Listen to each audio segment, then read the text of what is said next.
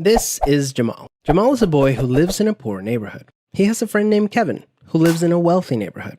All of Jamal's neighbors are African American, and all of Kevin's neighbors are white. Because Jamal's school district is mostly funded by property taxes, his school is not very well funded. His classrooms are overcrowded, his teachers are underpaid, and he doesn't have access to high-quality tutors or extracurricular activities. Kevin's school district is also funded by property taxes, so his school is very well funded. His classrooms are never crowded, his teachers are very well paid, and he has access to high-quality tutors and lots of extracurricular activities. Kevin and Jamal live only a few streets away from each other. So how come they're growing up in such different worlds with such different opportunities for success? The answer has to do with America's history of systemic racism. To understand it better, let's look at what life was like for Kevin and Jamal's grandparents. Decades after the Civil War, many government agencies started to draw maps dividing cities into sections that were either desirable or undesirable for investment. This practice was called redlining, and it usually blocked off entire black neighborhoods from access to private and public investment. Banks and insurance companies used these maps for decades to deny black people loans and other services based purely on race. Historically speaking,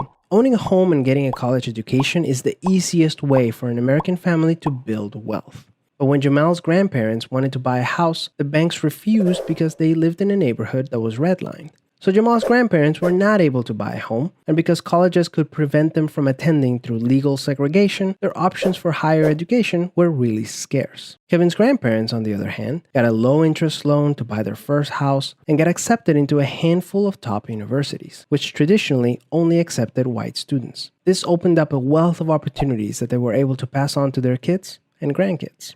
Even as late as the 1980s, an investigation into the Atlanta real estate market showed that banks were more willing to lend to low-income white families than to middle or upper-income African American families. As a result, today, for every $100 of wealth held by a white family, black families have $5.04. A 2017 study confirms that redlining is still affecting home values in major cities like Chicago today. This explains how Kevin and Jamal inherited vastly different circumstances. Unfortunately, the story doesn't end there. A big part of systemic racism is implicit bias. These are prejudices in society that people are not aware that they have. Let's go back to Kevin and Jamal.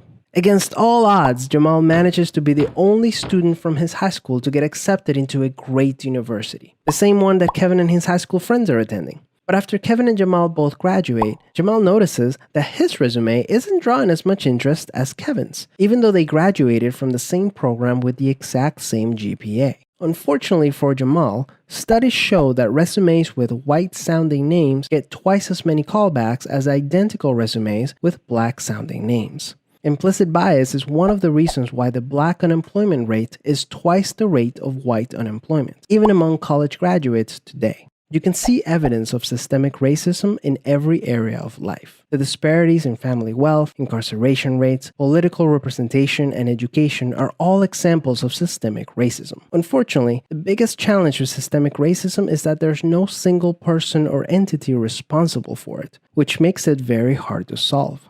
So what can you do? The first thing you can do is work towards becoming more aware of your own implicit biases. What are some prejudices that you might hold that you're not aware of? Second, let's acknowledge that the consequences of slavery and Jim Crow laws are still affecting access to opportunity today. As a result, we should support systemic changes that create more equal opportunities for everyone. Increasing public school funding and making it independent from property taxes would be a great start, so that poor and wealthy districts can receive equal access to resources. Systemic problems require systemic solutions. Luckily, we're all part of the system, which means that we all have a role to play in making it better.